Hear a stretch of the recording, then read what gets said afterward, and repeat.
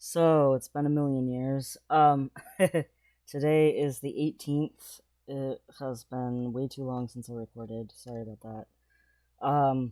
A couple of reasons. The first being I injured my neck and I couldn't wear headphones while I was healing. I actually had to not raid lead and cancel raid leading for the first time in like 2 years. So that was not fun. I basically just kept re-injuring my neck for a little bit, and then I looked into it and it was like uh apparently the second worst part of your neck you can injure. And I was like, well, crap. So I actually had to rest and recuperate and everything. That meant no straining my neck, no twisting, turning my head, no putting pressure on my head. It's basically to the point where it's pretty much healed unless I turn too sharp in a direction, or I get a twinge sometimes, but otherwise it's fine. It's good now. Um so I've gone back to doing chores and taking care of stuff and things like that. But yeah, that was not fun. Very not fun. Um and then the other thing was there was a bunch of waiting, and waiting around's never great, but my spouse was not feeling good. She was definitely having a hard time, and girlfriend's having a hard time, and I was injured, and so it was kind of like nobody can do nothing. um, so that sucked, but is what it is. We got through it. Thankfully, stuff like that's temporary. My spouse is doing a lot better in a lot of ways, and I'm doing much better, so that's something. Um, the big thing is basically some of the waiting worked out. They finally, the day before yesterday, got back to me and said they are gonna try to put my case forward for my name change. What that means is another long wait, because apparently things are really backed up from COVID. They said not to expect something quickly. Um, but at least it's approved. It's, you know, the process can begin, whatever that means. I'm desperate for my name to change. I hate it so much. I go out in public and I pass or whatever, however you want to say that. I No one wonders if I'm a girl or a boy. They just assume I'm a boy.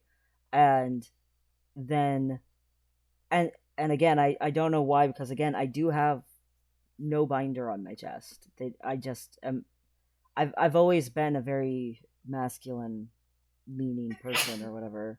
Even when I was at my girliest in my life, I just was always that way. My brother jokingly says that I'm more masculine than him, and he was born a boy, fully, with no, you know, hormone issues or deformity issues or whatever you want to call it, where part of you's one gender and part of you's not the other. I don't know. I don't know what to call it. But the point is, I just always have been that way. So I come across that way, I guess. I don't know. But you know, as soon as someone needs to look at my ID or an insurance card or something legal, it just all goes kaput, and they get very confused, or it's it's not fun when people hear your voice and they're like looking on a computer screen and they're seeing a different name, and they're like basically checking to make sure you aren't lying about who you are.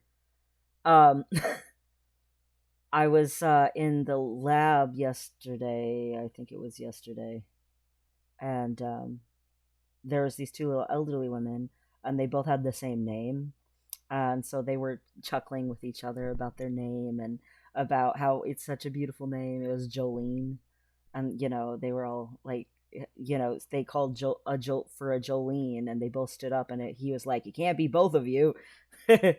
And so, I joked around with them a little bit. So, the little elderly women, they like it when a young man pays attention to them a little bit, in a respectful way, which I was being very respectful.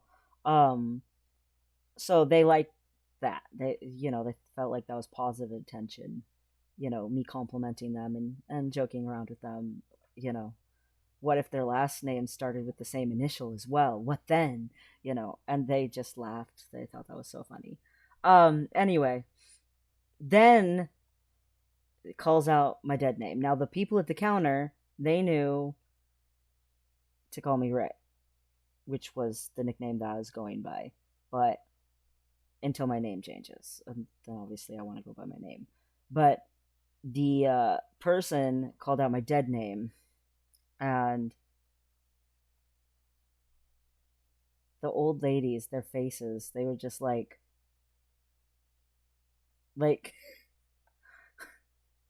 here they were flattered and, cheeks all rosy pink because some young man was joking and playing around with them, and now they're like all embarrassed, like, oh no. And it's just like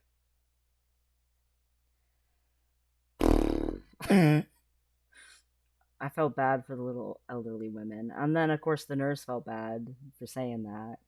you know i I always, when someone calls me the wrong name or the wrong gender, if I'm going to correct them, which sometimes I don't. Sometimes I'm like, but I would say 70% of the time I do, especially if it's in person. Like over voice chat, I don't as much as I do in person. But when they do, I correct them in a tone of authority because I have authority over my own self, and they need to respect that. And I was talking in trans support group, and they were like, some of them were like, oh, well, I always feel embarrassed when someone misgenders me or says my dead name. I always feel sheepish. And I'm like, nah, I make them feel sheepish. I make them feel embarrassed that they were the ignorant ones and they didn't know. And I don't have to call them that. All I have to do is be like, you can call me my actual name. And they're just like, oh, I'm so sorry. They you put the ball in their court. They're the ones who was being thoughtless. Like, it is on my paperwork if you would look down. You know. um it's it's a giant pain in the butt. I am very much looking forward to my name being changed. And the thing is yes, I'm gonna have to call everywhere and do everything to get it changed on, like, my documents and my paperwork and all of the legal stuff and all of the medical stuff and all of the bill paying and all of the banking and blah blah blah blah blah.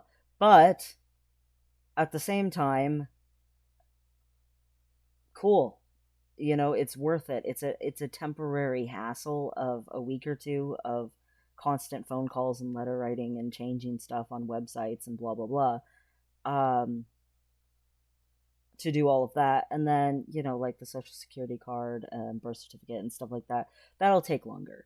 Admittedly, that'll just be a longer thing, but at the same time, totally worth it for the rest of my life to not have to worry about that. If I am kind and, you know make elderly women smile, that they're gonna feel bad later for me making them smile. Like, I was raised to treat, you know the elderly with some respect, and kindness. I mean, I went to a lot of like homes and stuff when I was growing up, when I was a kid and a teenager, and even as an adult for a while there.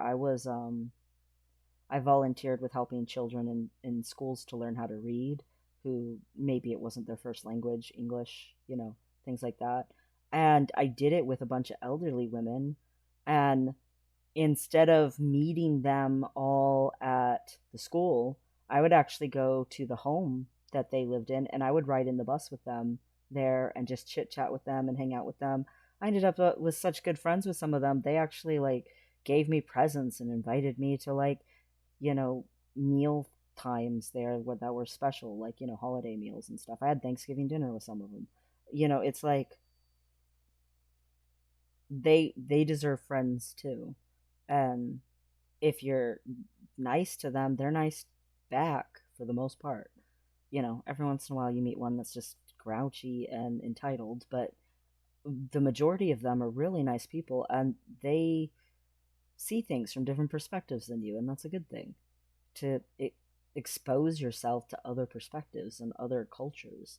Um, I mean, and I just always remember how lonely they all were when I was a kid, and I think that's why I still try to go out of my way to talk to the elderly when I'm around them in public, like as an adult, because they still always brighten up. They always are delighted to have been noticed and shown a conversation. Like they take that really well. They appreciate it. And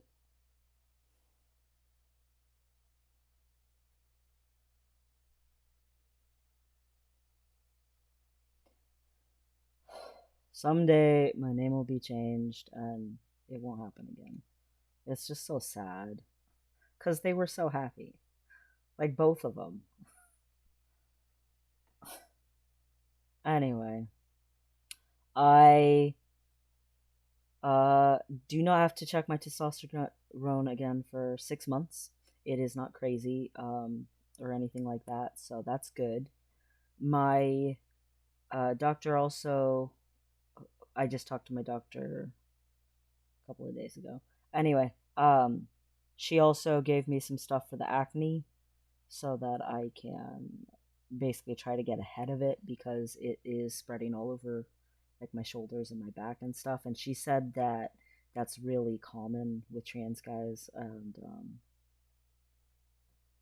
like a genuine issue and all that stuff. And that the wisest thing to do is get ahead of it. So she gave me benzoyl peroxide, which is good, but also she was like, watch out, it bleaches stuff. So always use a towel that you don't really care about. Thankfully, none of our towels are like a matching set or anything like that, so it's not a big deal. But someday we will move and probably get new towels, and then I'll have to pay more attention to that. But my transition seems to be going pretty good so far, so that's good. Good news. My doctor also was really nice, and essentially she sent me a list of surgeon names, and within the next 2 weeks I'm supposed to pick one of them out that I would be interested in, and she's going to go ahead and toss me a referral at the end of the month. And it's 2 months early, but because everything's backed up with COVID and appointments are so far out and all of that stuff, she's pretty sure that the referral will go just fine and stuff. Plus, that gives me time to talk to my therapist about a letter and, those sorts of things.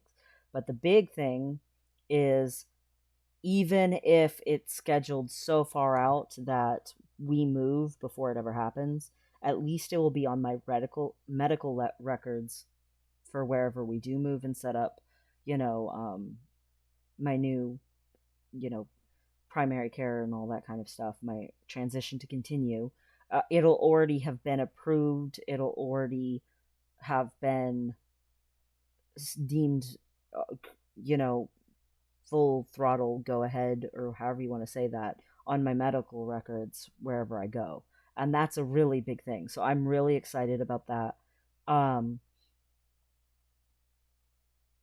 I gotta go over the list of names, but I'm excited to. Like, so that's for top surgery, and like, that's just exciting. Like, I was worried that she'd be like, no, you have to wait the full amount of time, but nope. So Yeah.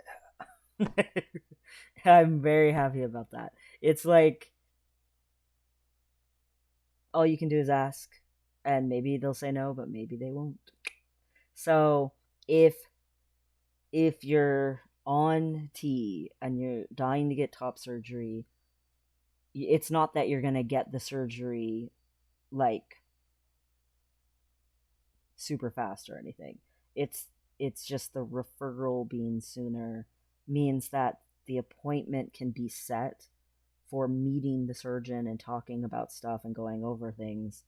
And then from there, an appointment gets made for doing the surgery. So the surgery isn't necessarily like closer in a lot of ways, except that you're meeting the surgeon sooner, which means you might have an opportunity to find an opening sooner. It's just it's just 2 months, but 2 months means a lot for me, at least anyway. So that's a big deal. That's exciting. That's something cool. Another thing is apparently at the place where I'm at, they actually are getting vaccines to give out gradually. They're only getting so many a week, but to give to all of the patients there because they do so much work with patients who have AIDS, HIV, hepatitis C, all that kind of stuff.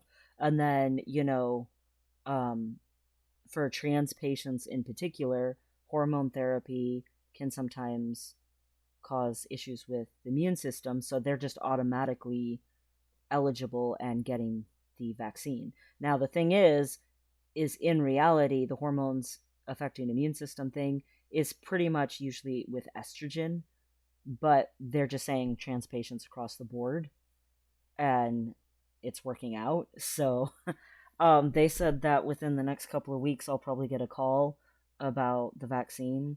And I was like, hey, cool, I will take it. um, Plus, I have asthma. And she said that even though it's asthma, that they don't know why I have it. I've had it. I got diagnosed with asthma since I was like 7, but they don't know exactly what causes it.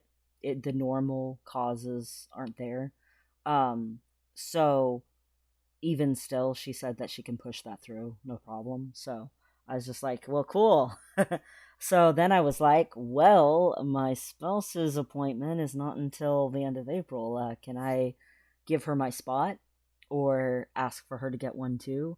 And she said she didn't know because my spouse is not a patient there or anything, how that works, and that I would have to ask when they call about my vaccine. So, but if I could get my spouse the vaccine sooner, obviously I would gladly do so, even if I had to wait longer myself.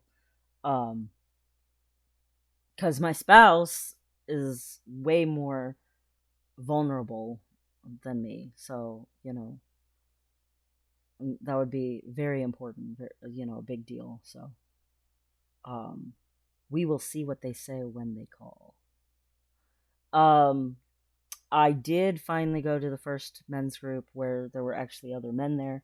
The first one didn't work out where there was other men there, but the men's support group thing has started, and I was a little worried that they would be like,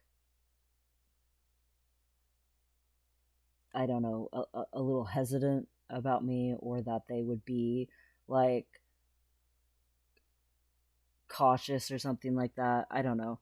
That they would be like, are you sure you belong here? But they didn't be like that. They weren't like that at all. I don't know if it's because they couldn't tell, because again, for some reason people just assume I'm male um quite a bit, and I'm very happy about that, but I don't know for sure what causes that. I would like to figure out what causes that, because if I can figure out what causes that, I can do more of that. But but apparently I don't need to, I guess, because almost everyone just assumes I'm male anyway. So that's whatever. But but they either couldn't tell or else they didn't care. Which was a relief. Like I was, when I talked and stuff like that, I didn't feel like I didn't belong, or like they were rolling their eyes secretly inside their heads or something like that. I will say I am by far the youngest man in the group, but they're I shouldn't say by far. They're more like 10, 20 years older than me. It's not like they're 50 years older than me or something. But at the same time, um in some ways I can see how they're more mature than me, and then in some ways I feel like I might be a little more mature than them. And I think that that's probably a good dynamic to have, where each one of us has different things to offer, or um, different things that we are more even keel about or whatever. So that was fine. That worked out. The group might be good, might not be. I mean, we've only done it once, so. But it is every week, so we'll see how that goes. Um, yeah. Trans group's going pretty good. There was a new person there who is like some sort of human rights activist or something. I'm not sure exactly what they are, but they're, in, you know, capable enough that they can write letters to Rand Paul. I don't know exactly. I got to it late is part of the problem. I got to a support group late, so I didn't get to be there for the introductions. But they do something that involves like human rights stuff with Native Americans. Uh, she was technically, on paper, she's considered trans, but in actuality she's a third gender for native tribe purposes, like on the reservation where she grew up and stuff. She's considered just third gender, which is super normal on the reservation, but on like Americanized paperwork she's considered trans. So she was very passionate. She's definitely a I don't know. It was kind of nice because I'm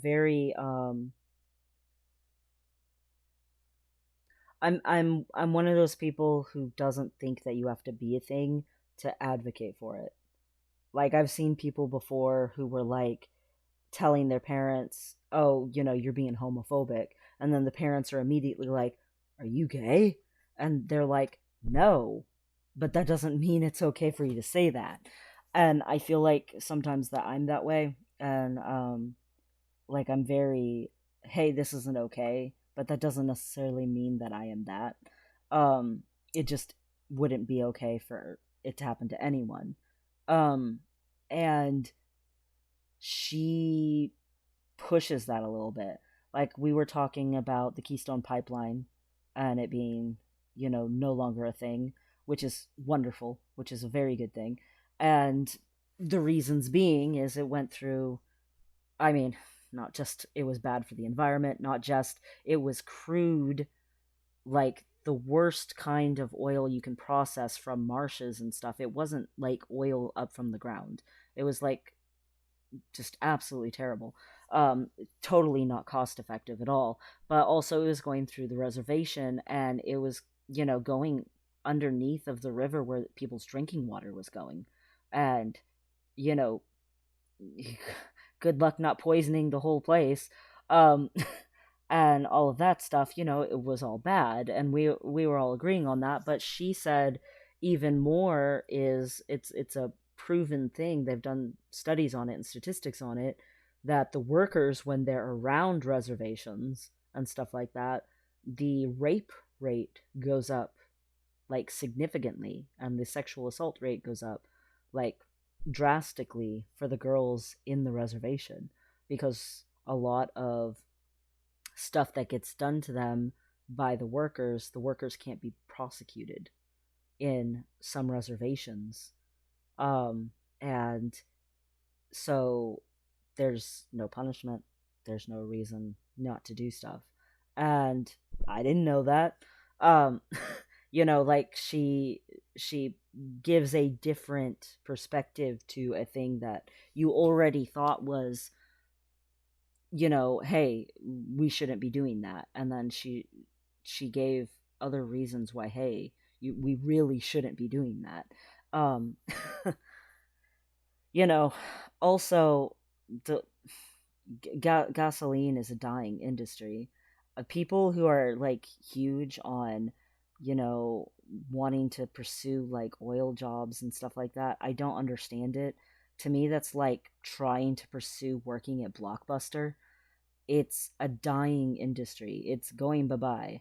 Um, Almost all of the European Union has banned future creation of more oil, gasoline stations and stuff, and we've started having it happen here in America. There's town in California just recently banned future gasoline stations because it's not the future. It's not technologically the future. It's not sustainable. Um, but even besides that, it's environmentally terrible, and it's expensive, like stupidly expensive.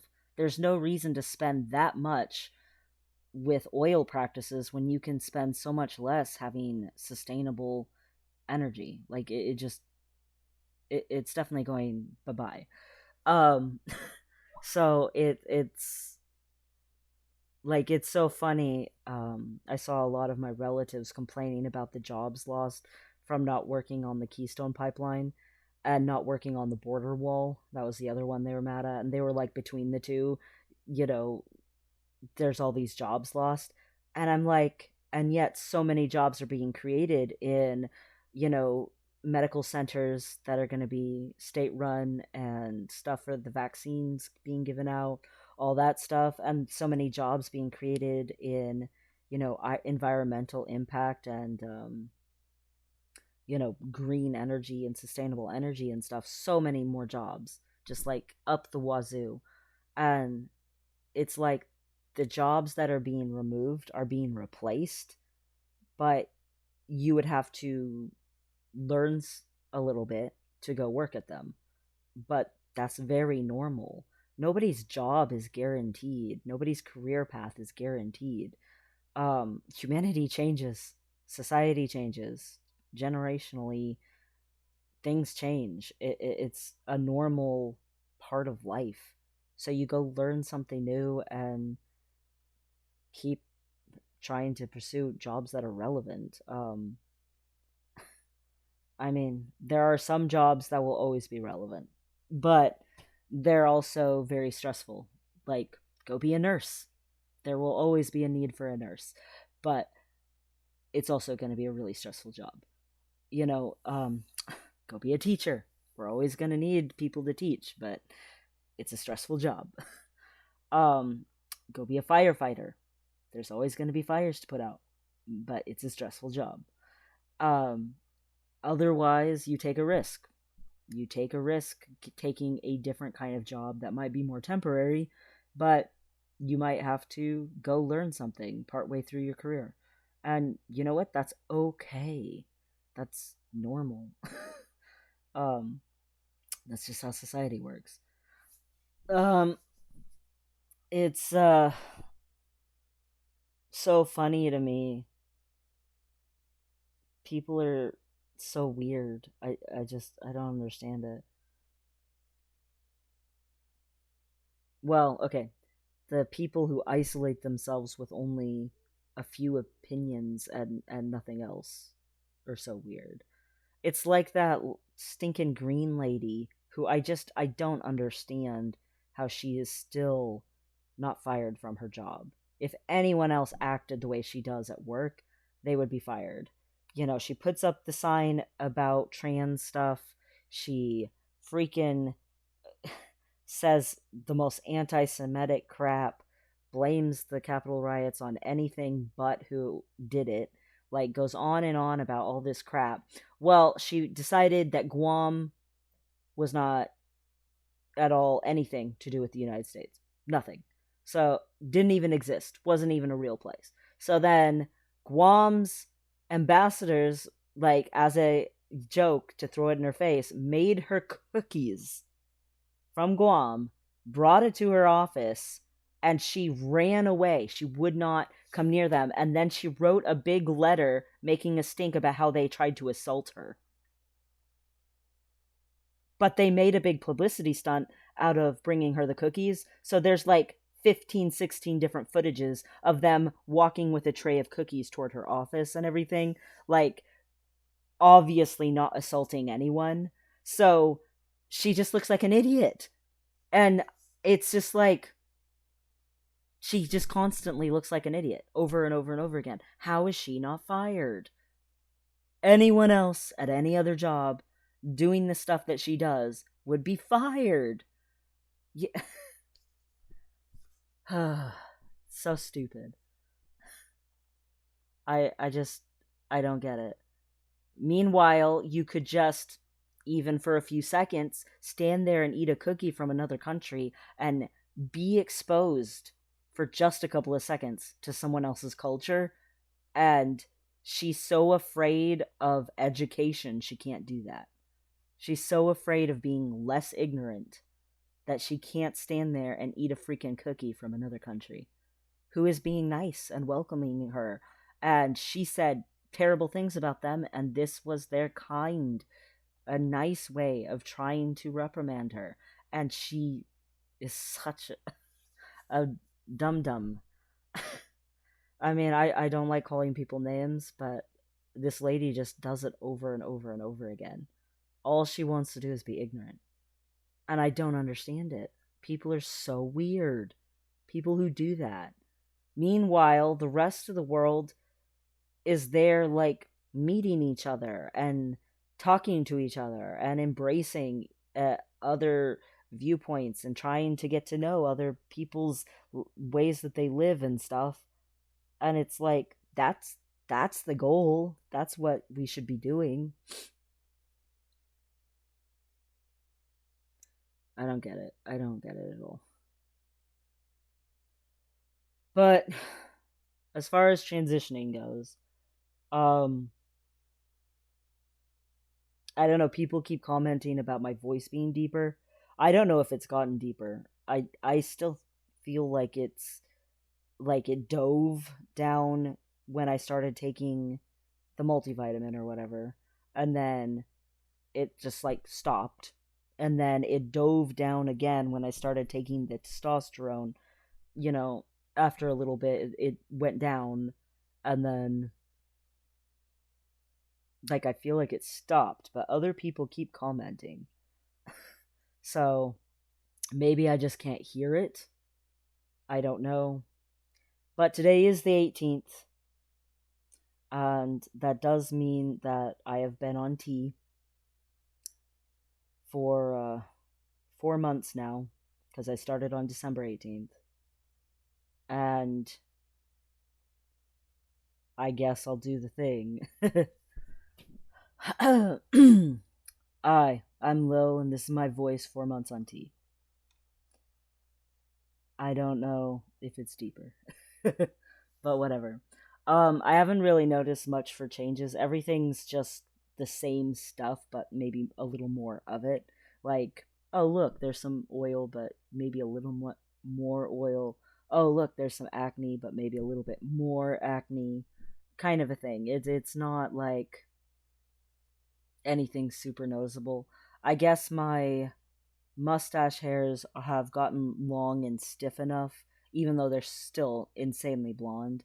You can't see them at all. They're basically see-through, but they are enough that my spouse actually was commenting on them um, a little while ago. So that's about it. Like 4 months is kind of the fourth month or whatever has been kind of a not dramatic month as far as my transition goes, as far as like bodily changes.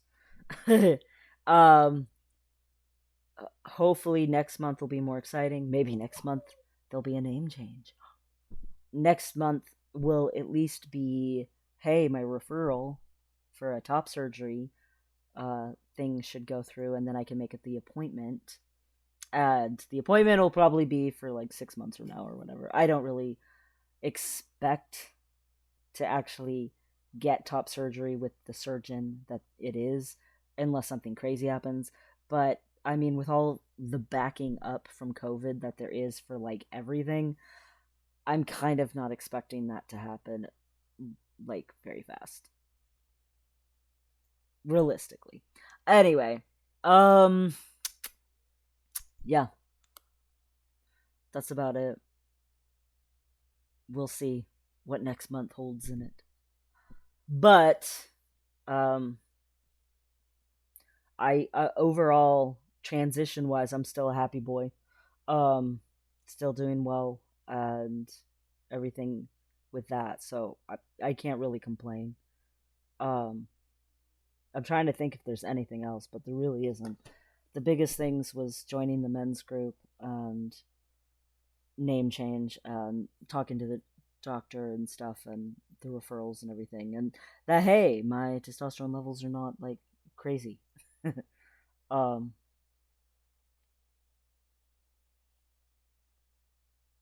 yeah, but hey, you guys have fun, keep living or being whatever you do. um thank goodness the neck injury thing is pretty much healed up. That was some frustrating, that that was that was not fun. um i I got really behind on games, on real life stuff, just across the board. Everything got behind because of that neck injury. So I'm really glad that that's through for the most part and life can move forward. Hopefully, it does. Hopefully, everything starts moving forward. That would be cool. But at least it is moving forward, even if it's gradual. Progress is progress.